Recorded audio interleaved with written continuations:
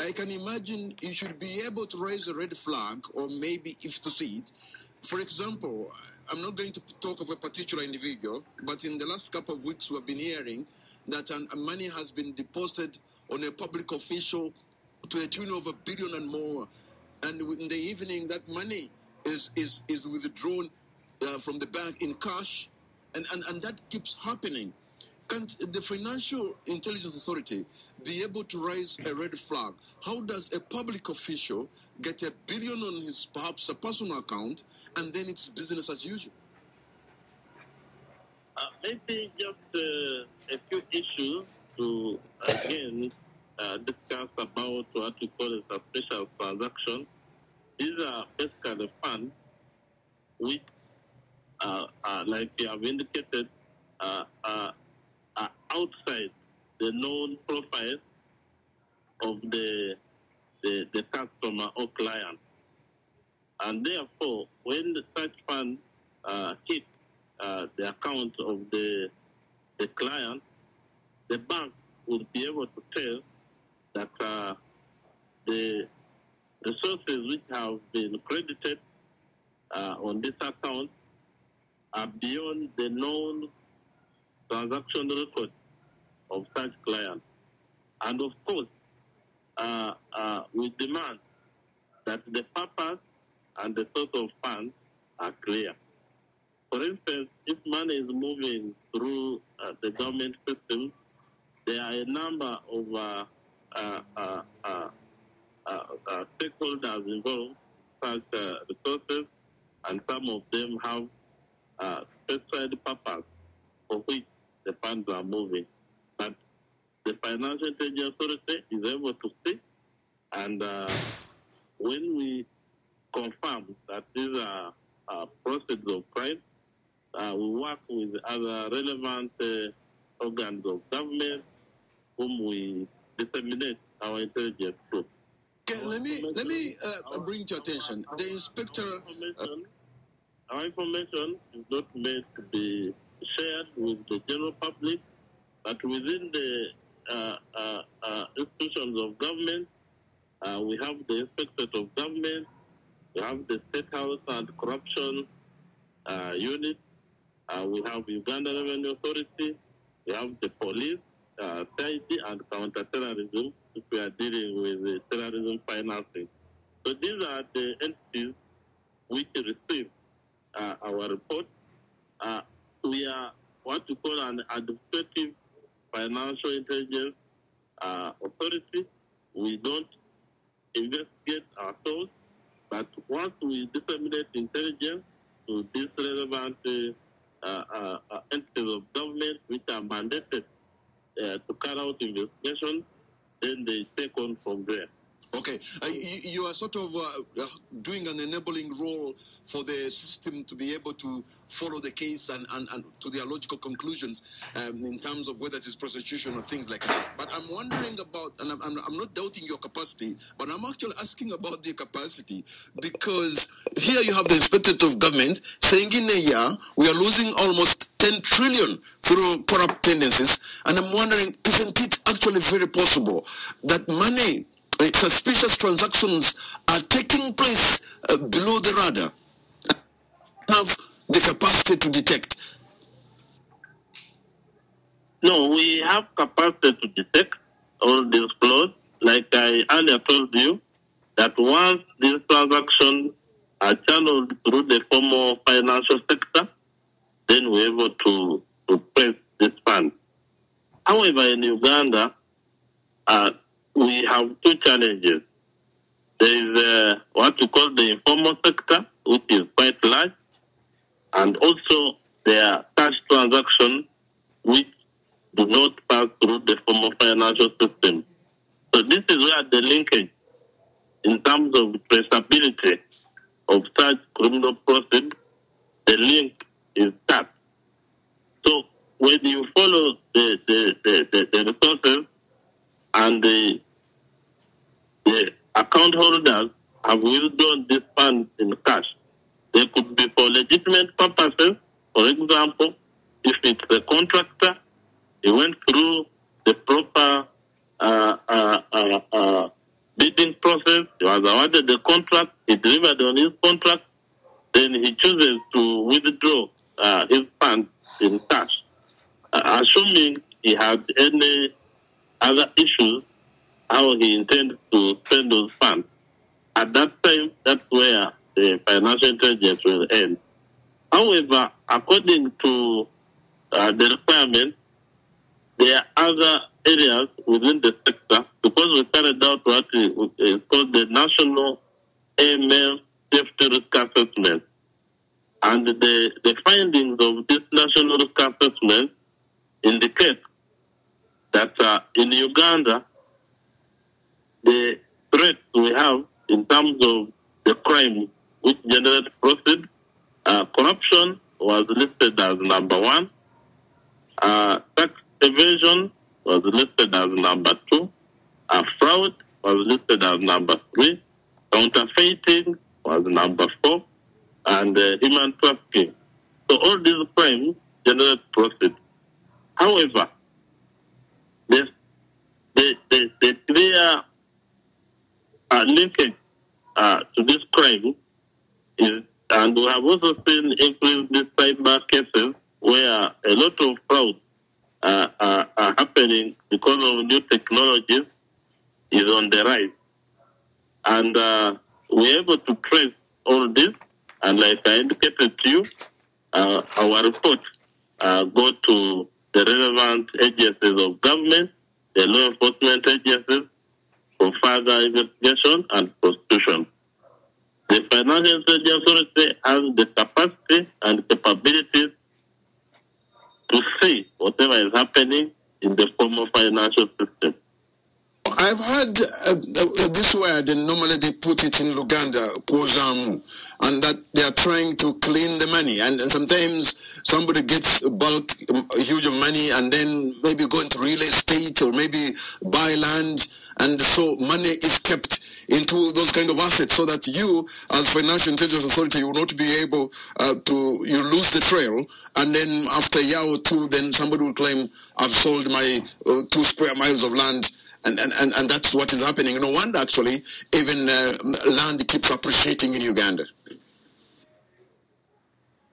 If I take you back to the same national risk assessment, which I've talked about, which we have posted on our website, it also highly indicates that the sector where most of these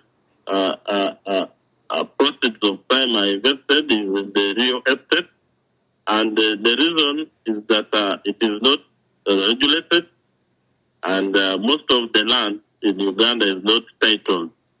Just a small percentage of the land is titled, but much of the land is not titled, and the sector itself is not regulated. However, government is putting all effort to come up with the regulation. And at the moment, there are discussions where a bill is being drafted, and soon that sector will be properly regulated, and we shall be able to see the flow of resources within the real estate sector. Currently, because of limited or lack of a regulatory framework, it is therefore attractive for criminals to launder through the real estate as one of the areas where proceeds of crime are indeed hidden. Mr. Wandera, in your line of duty, and I'm sure you'll not even be giving us details here, but I am wondering how you're doing this at your vantage position, whether you're deploying technology, like Big Brother is looking at all these accounts, or maybe you have your money in the inside in these banking institutions. Yeah, what happens is that we have processes and procedures and mechanisms for monitoring financial transactions within the financial sector in Uganda. And these systems and mechanisms are the ones which indicate the suspicious transactions, and we have what we call the large cash transactions. Large cash are basically transactions which are beyond 20 million, if you transact 20 million Uganda shilling and above, the bank is supposed to profile such transaction and share with us for us to be able to do analysis and be able to see whether this transaction relates to normal business activities within the economy. Then we also have the one which I talked about, the suspicious. There are systems which flag whether this transaction are within the known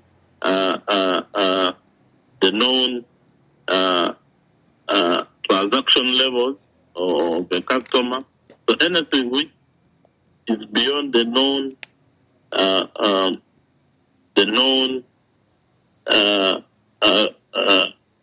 business related profile of the customer, then the system picks it as a red flag, and this is analyzed. Certain questions are put to the customer, and the whole purpose is to justify the source and purpose of this fund. If the justification is relevant to the source of the fund, then we shall have no problem. However, if such transaction and the purpose and the source are not clear, then such transactions are reported to the relevant law enforcement agencies of government to take on investigation and prosecution for money laundering cases. And lastly, Mr. Wandera, tell us this if you can. Has the Financial Intelligence Authority been able to raise red flags on the three people now who are facing the eye of the storm? Is this your work? I have already indicated to you that all financial transactions which go through the formal sector, we have a close look at it, and depending on the issues surrounding the matter, then we forward to the relevant law enforcement agents of government. And at this moment, I don't want to comment on the matter before law enforcement agencies because they are handling, and this is now going to be of public interest. And since you are journalists, you can begin to follow with the investigative arm of government. Samuel Wandera, Executive Director, Financial Intelligence Authority. I want to thank you so much, sir, for the time you have given us. You have added value to the understanding of suspicious transactions and money laundering and how you want to counter them. Thank you very much, and thank you for giving this opportunity to explain this matter to the general public. Thank you. We're going to take a break, and Hotseat will be right back. The hottest debate on all relevant topics, live on KFM's Hotseat tonight. KFM's Hotseat. Hear the real story behind the story. Thrown right at you. Only on 933 KFM. Welcome back to 933 KFM, and this is the Hotseat. My name is Patrick Kamara. We have had, in the previous discussion, we had Mr. Wandera Samuel, Executive Director of Financial Intelligence Authority, taking us through money laundering and suspicious transactions. Now we are joined in the studio by the Member of Parliament for Lumiyaga, who is actually now has started a campaign to ensure that all those who got the service award money should explain and they should be censored. The Honorable Theodore, thank you so much for joining us. Good evening. Thank you so much, Patrick, and good evening, listeners. I also have online Professor Jimmy Ssentongo Spire. We know him who did the parliamentary exhibition. Professor Ssentongo, can you hear me, sir? Yes, loud and clear. Let me begin with you as the Honorable Theodore catches his breath. He just come upstairs. We don't have a lift in this building. So now, when you see what is going on right now, we see members of parliament who are also facing investigations. We see the president was urged by the people the other day to do more. There was a man who was speaking, I think in Gomba, who said, for us, we are fighters. We can help you. But on this one, we hear the money is disappearing on the wire. And you started the exhibition. Many people say you are the person who ignited the fire. So far, how do you appreciate what is going on as we speak? Well, with regard to the arrest, I would say that it would otherwise have been a good move in the right direction. And the reason I say it would otherwise, why add the word otherwise, because we have seen how many of the things in that direction and many of the actions in that direction, we are yet to see real commitment to fighting corruption. So you cannot tell now from the precedents, from what we have seen before, you can't tell whether this is not just a facade or it's something really happening. In Uganda, there is what they talk about, they say it's confusing, like a cow that sleeps near the fireplace. When you hear it blowing, you think that it is making fire, yet it's just blowing. So we don't know whether this is really making fire or just blowing. We have seen, for instance, with the Mabati cases, few people were arrested, lined in court. We don't know exactly what's going on. That case only came back recently after the sanctions. So it's basically about, what would interest us is how it ends. Oh. How it ends is what is going to show us the true picture, whether this is not just meant to hoodwink us, to show, make us feel like something is happening before you know it, because we have a constant supply of scandals here. Before you know it, there will be another scandal and we'll have moved on. So I don't know if that is the move, if it's the intention that this confuse them to appear as if we are trying to investigate. But if it's indeed wake up at such an hour, well and good, but I'm very doubtful. Well, you're very doubtful, yes, but at least we have seen the mood seems to be different. The other day, when the president was giving a State of the Nation address, he seemed to have been reluctant to say, maybe can I follow them? But there was a resounding kind of response from members of parliament saying, you know what, you have to go on. It looked like everybody was like, it is time to act, and it looks like it is bottom up where people are tired. That is it. Let me bring in here the Honorable Theodore Sekikubo. You've been trying to get signatures, Honorable Sekikubo, and I'm sure where do you stand as of now? No, thank you, Patrick, once again. I think we're doing well on that front. We've come back, and as your reporters at Parliament, we have told the country what Honorable is saying. there are not many members around Parliament. Parliament was prorogued, then was called back for the State of Nation address. Many members were not present around town, but for us, in the difficult circumstances where there is push and pulling, for you to have even garnered 100 signatures was unimaginable in the first place. But now we are way above that, and in our estimation, we look probably by the end of this week, the position should have been clearer. Okay, for the KFM listener who has not had an opportunity to understand what this is all about, very briefly, what do you want to do? What is your headache? At this stage, the signatures are meant to enable our motion of censure. We are censuring the 4 commissioners, Honorable Solomon Sirwanyi, Honorable Matthias Mpuga, Honorable Esther Afuyechan, and Honorable Prosia Akampria as commissioners for having shared illegally between and amongst themselves the 1.7 billion shillings, which we see was illegally shared and was never included in our work plans. And they selfishly sat in a meeting where they chose to divide the money, and without acknowledging the personal vested interest in the same, which is contrary to the laws of this country. These are commissioners, right? And these commissioners have a chairperson. Yes, they sat in a meeting with the chairperson. There is a parliamentary commission with a chairperson. Who is the chairperson? The chairperson is the speaker. So in a sense, you're talking about a speaker who took a decision, who chaired a meeting. So if they're culpable, the speaker too is culpable. Yes, the speaker, to some extent, because I can't run away from that, yes, he chaired the meeting, but we have two distinct issues in this motion. First of all, we acknowledge that you can't start like you are now to say, I'm fighting this everywhere I find it. No, you must have a starting point.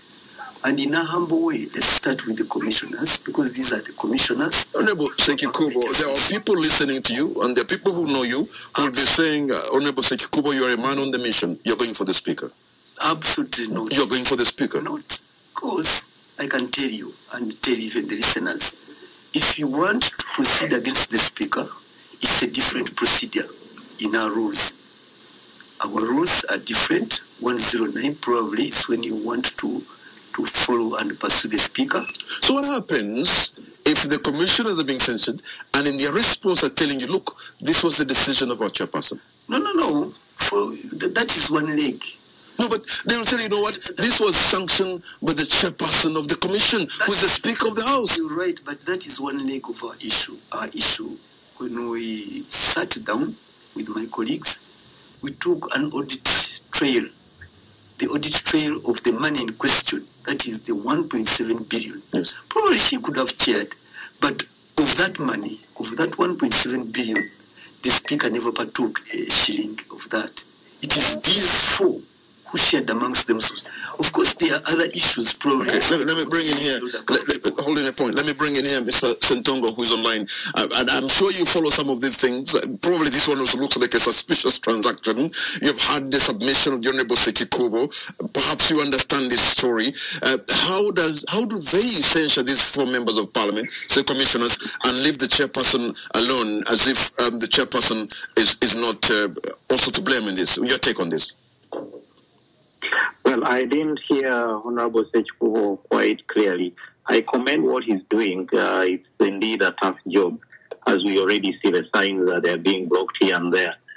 And I think that it's just for strategic reasons that they had to leave out the speaker, well knowing that if the speaker was part of this, if they included him among those to be censored, first of all, it would have been difficult because the speaker would have tried by all means possible to block it. Even the 145 signatures they have so far, I don't think they would have gone that far. Maybe it is just a strategic decision. I don't think it is just because they find the speaker not to be culpable, because there were a number of things that came out during the exhibition. It's not just the service award. It's indeed, as I started saying, it's commendable. It's good that they are going for those who were involved with the service award. But there were many other things about the money that were being drawn through accounts of officers in the office of the speaker. So many things that illegal recruitment, official recruitment in parliament. So there are many directions it could have taken even within parliament, leave alone the other criminal investigations or arrests that are taking place. But the fact that this is selective, it just picked out the issue of the commissioners. I think maybe I just want to believe that it's for strategic reasons. You just pick one thing at a time. Otherwise, if you chase all of them, or if you decide to be the one to chase all of them, it's going to be hard. So, well, Jimmy, a strategic move in a way that maybe the Honorable Sekikubo could later also go for the speaker, or a strategic move to actually tactfully leave her out? I don't think it's to tactically leave her out. If you follow the trend of events from the time when Honorable Sekikubo made an attempt to table the matter to discuss the issues that came out of the exhibition, you could see that it was not just about a particular issue. The speaker blocked it. So I don't think he's deliberately trying to leave her out or to protect her, but knowing that if she's included right from the beginning, it's going to be complex. But you just make an inroad once the discussion starts. You know that this is going to open up so many things, and I think that's the reason why even the commissioners or the speaker herself could be behind the blockage, could be behind the moves to sabotage the process, because she knows quite clearly that it's not going to end with the commissioners. There are so many things that come, so many questions around the work of the commission. It's not just this particular thing. The debate is going to be extended into all those directions, and I think the speaker knows it quite well. And it's the question many of us have been asking, that these people are saying they are innocent. They're saying all they did is legal. So why is it that they are blocking just the possibility of a discussion where they would have had the opportunity to table their matters, their concerns, or to give us evidence to show that what they are being accused of is not the case. So I know they are aware that this is quite complex. It's going to go so many directions, to include so many people. And for Honorable Ssentongo, I suspect it's tactful, and I think it's a wise tact. Before we take a break, what I'm getting from Professor Ssentongo, I want to believe that if to use the military style, you have tactics and you have strategy. Tactics win battles, strategies win war. So now this is a battle, but you also have a war. This is a tactic for the immediate battle, but you also have a strategy for the grand war that will include the big and mighty. I wish to thank Prof. Ssentongo Spire for clearly elucidating on that point. And really, you must acknowledge, we as Parliament picked it from his efforts. We are members of Parliament, but a lot had been hidden from us. And Patrick, there is a history to this. This matter has not just suddenly happened that people are gathering signatures. We started from a humble point of view. Please, we look bad. There are these Parliament exhibitions. We look bad. All of us are bad here. Can we have a discussion about this? Can these commissioners tell us? It started from that point of seeking clarification.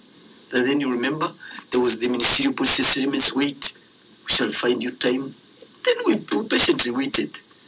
Then after that, no, there is this appropriation of the budget. Wait. And indeed we waited.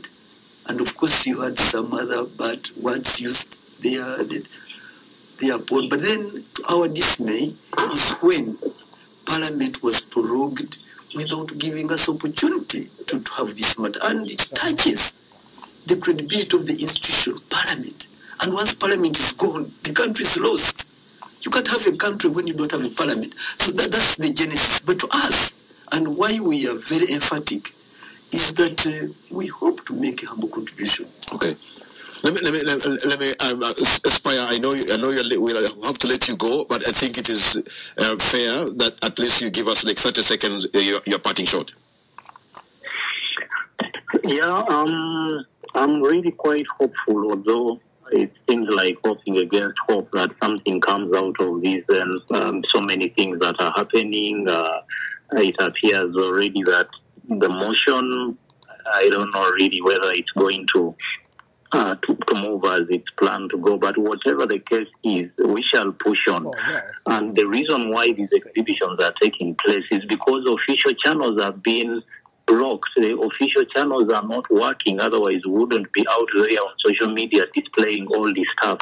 But once you do not allow the offices, the institutions that are supposed to handle these things, once we become so desperate that all we hear are stories of this one stealing this one stealing that, as we painfully pay taxes, we shall find other means, and we are going to continue pushing, whether these arrests are going to lead to whatever direction, whether the motion is going to be tabled, and we'll make sure that Parliament becomes uncomfortable. We are not going to leave them to enjoy comfort until this is pushed to some point, at least that gives us some hope. So if they think that they are going to beat this thing about and try to divert us or try to play tricks until we forget about it and we move to another scandal, I don't think it's yet time for that. Thank you so much, Kamara. All right, Professor Jimmy Spire Ssentongo, I want to thank you so much. Honorable Ssentongo, we're going to take a break and the Hotseat will be right back. KFM's Hotseat. It's hot, it's live, provocative, and digs deep into the issues. Those iron ships. The ferment for Karamoja. The K-Drive. 933 KFM. The hottest debate on all relevant topics live on KFM's Hot Seat tonight. KFM's Hot Seat covers all the relevant topics every weekday, 7 to 8 p.m. Welcome back to 933 KFM, and this is the Hot Seat. My name is Patrick Kamara. My guest tonight is Honorable Theodore Sekikubo, Member of Parliament for Lwemiyaga County, and he's leading the censure motion of his colleagues in Parliament, the Commissioners of Parliament, because of the transaction that happened of 1.7 billion Akasimo of Service Award money. You're moving on. You're hopeful maybe by the end of the week or the other week you can have the 170, signatures so that you can have a motion in Parliament. But I also understand quite a number of members of Parliament are scattered all over in the region and beyond, and that is a Herculean task for you to be able to get the signatures you require. No, we are working on that. We are working on that because, first of all, having started this, and when Parliament had been prorogued, I heard some members saying that Sechkubo was short-sighted. He didn't know this. Yes, we saw that. But that's why you proceeded under Rule 110. Rule 110 is open. What does that mean? You gather your signatures, and at your pace, you don't sign before the Sergeant at Arms, and you don't have the other requisite, the mandatory 14 days. Okay. For us, the time can expand as long as you've not gotten the signatures you want. And once you get them, then you issue a notice to the Speaker through the Clerk to Parliament. And then that's when the 14 days start running. The Clerk must, within 4 days, transmit the same to the Speaker. And the Speaker, within the 14 days, must cause it to be put on the order paper. And it will be the first item to be disposed of before touching any other business. Yeah, which also, again, now that you've talked about the clerk to Parliament, and I'm wondering, and in this case, even a legal mind, I'm wondering some of these things that are happening, isn't he also in a way responsible? Because I suppose, because at the end of the day, he's the one who's signing the money. Yes, he's the accounting officer. Don't we find also him getting mired into all this controversy? Certainly, but look, these happenings did not leave us with any modicum of decency. Once you go through, because at the end of the day, yes, the accounting officer, now you had mentioned the Speaker, who is chairing the Parliamentary Commission. We now talk about the accounting officer, whose signature must be appended before payment can be made. I think, yes, there are problems here and there, Patrick. But all I'm saying is that we have to start somewhere. I would hate to see myself in a state of despondency to say that we are resigned. Probably for us, let's do this. Other members can do their part. And coming to the other question, they were asking about the Speaker. But there are other known parallel investigations involving the Speaker, the IGG, the Attorney General, the President himself, the British High Commission and Foreign Affairs, etc.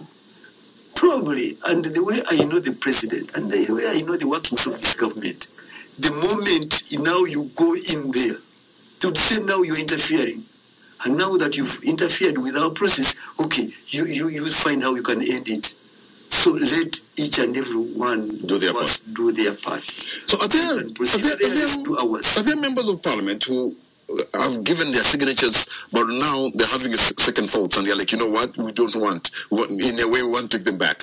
No. And you have, because when you take time, gathering signatures, there could be some people who would want to think twice. Not thinking twice, but being worked on. Oh, really? What do you mean? So that they can be able to say, see, like I've seen communication from one of the honorable members, the MP Bukoman Simbi, coming from Bukoman Simbi, saying that she is withdrawing. She was complaining to the Speaker that her signature had been obtained by falsehoods. That is Honorable Nanyon. But the signatures are not yet with the Speaker. The signatures are with me. If there were any issue of concern, she would have addressed the same to me. Because I'm the petitioner, I'm the one gathering signatures. At that stage, it was premature to petition the Speaker when she had not received the signatures. I'm the one with them. Number two, as you sit there on that table, on that famous table where I sit to interact with members to get signatures, a member calls you, Honorable, are you there? Yes, I'm arriving there at 10:30. I'm here ready. Then a member arrives indeed sometimes, some minutes past 10. And then he goes, hello. Then he runs off, he disappears inside there. By the time he comes, he has changed his position. Yet he called you from the constituency, I'm coming. But between the main gate and the signature, it becomes wobbly. He interacts with some members he's met. I understand the NRM through their chief whip has asked their members not to rush to sign until the matter is discussed in the caucus. And you're a member of the NRM party, and the caucus has not taken a position. Why don't you also have to wait for these organs of the party? Wait a minute. What are you talking about? The caucus. The caucus, the chair of the caucus is the government chief whip. When this matter started way back in February, he never thought it wise to call a caucus to take a position on the same. Now, when you even raise the same matter, he sits in parliament. He never interjected. He never guided.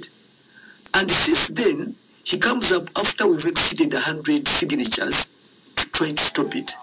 He must declare his interest.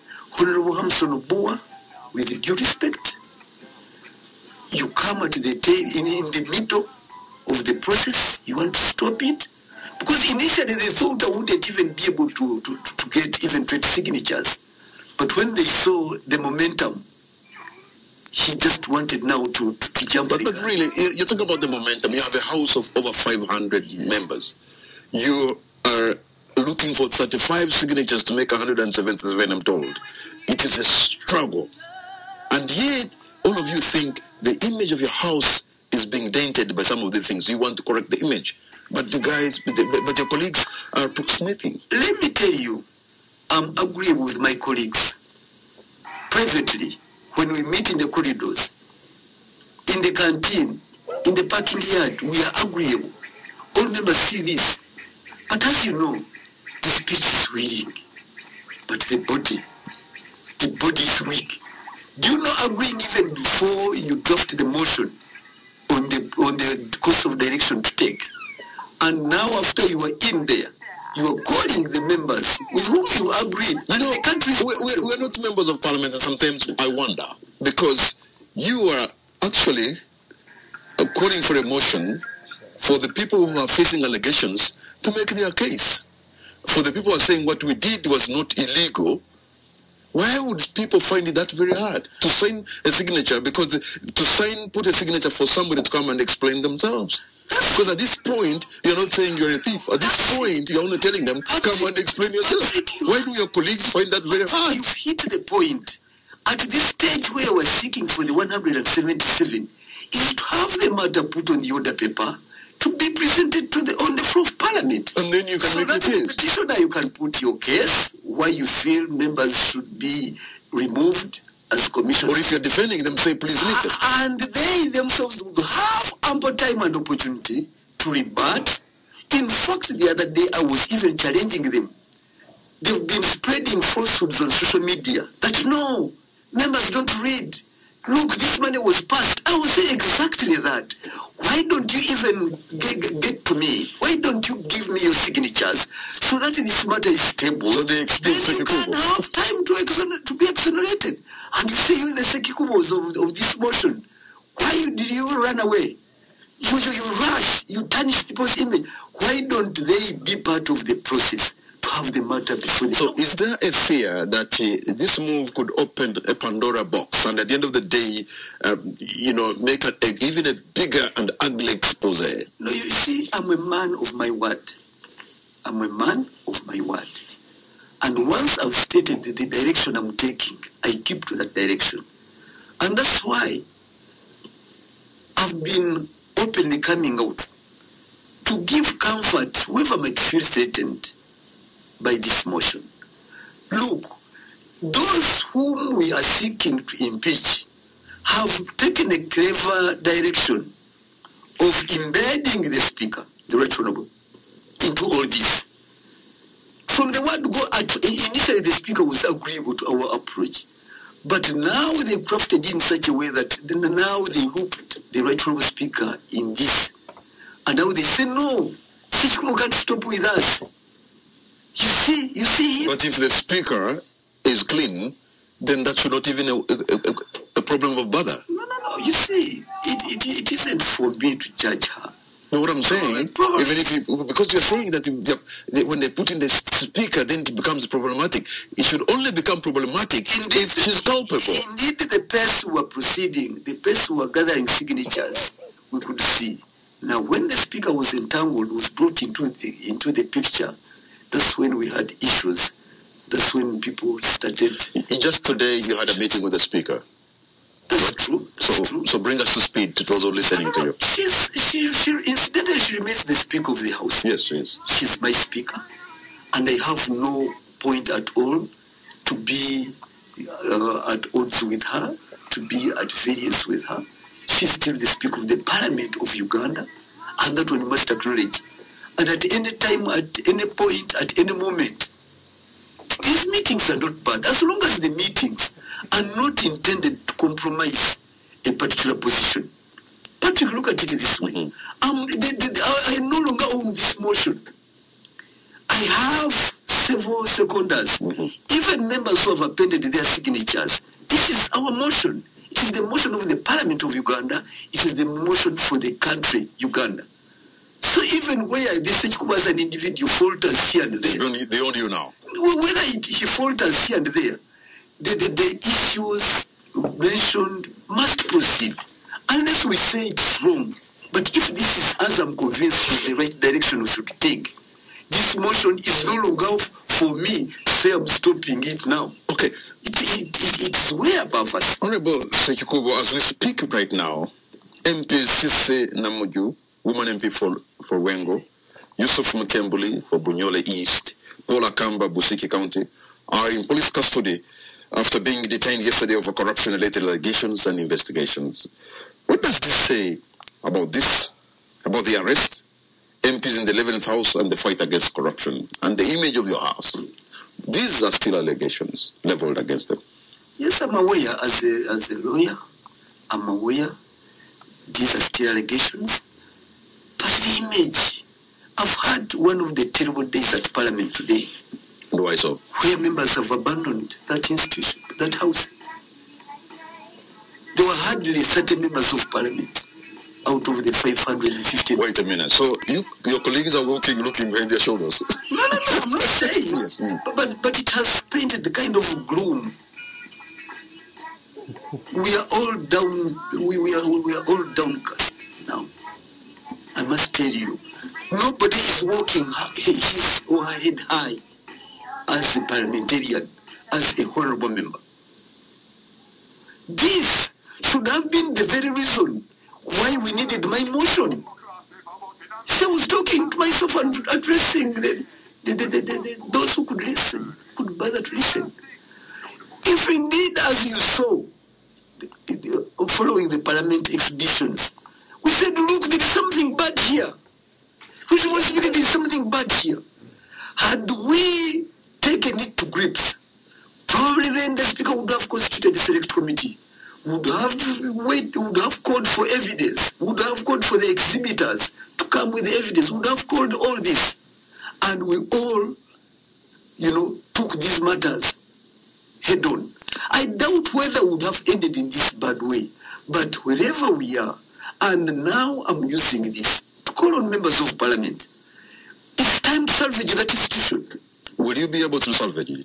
Yes, I think let's all, you see, there is no winner. There is no winner in this. Once the Parliament of Uganda goes down, all of us are down. You do not have, you cannot retain any other ground or any moral high ground. That because for me, I wasn't part of that. No. As long as you're a member of the 11th Parliament, you can't be happy when that house goes down. And this is the message I'm sending to them. And whereas, unless they want police to come and be picking members like they're picking chicken or grasshopper, I think we can be proactive to say no. We too, as Parliament, as the institution, under the Honorable Anita Among, we don't condone this. Okay. And this is the position we must take. Honorable Theodore Sikikuba, I want to thank you so much, sir. What's going to be your concluding remark tonight? No. Tonight, I'm happy to be hosted by you, Patrick, thank you. and KFM. And I'm calling on members. I won't tire. I'm calling on members. Please come and do your rightful duty. My call now is for purposes of enabling this motion. This is a very innocent motion. Members, you must lend me your hands. You must lend me your signatures. We need it tabled so that we can start cleaning that house. And this is the message, and I'm even calling on the public. It's no longer mine. Party, I've released the list of those who have signed. I can't carry it on my shoulders. This is the duty of every citizen in this country. Veronica wants a signature back. Their MPs, Honorable so-and-so, the most honorable so-and-so, where are you? We are not seeing you on the list. Because some of them say, I'm good with Sechikuba, I've already signed, yet they were lying. Okay. Honorable Theodore Sikikuba, Member of Parliament for Wemiyaga, I want to thank you so much. Man on the mission, trying to cause a motion so that they can debate I'm optimistic. about the members of the Parliamentary Commission. I'm very much optimistic. And that brings us to the end of tonight's edition of the Hot Seat. Coming up at the top of the hour is Catherine Ageno with the news of the day. The hottest debate on all relevant topics live on KFM's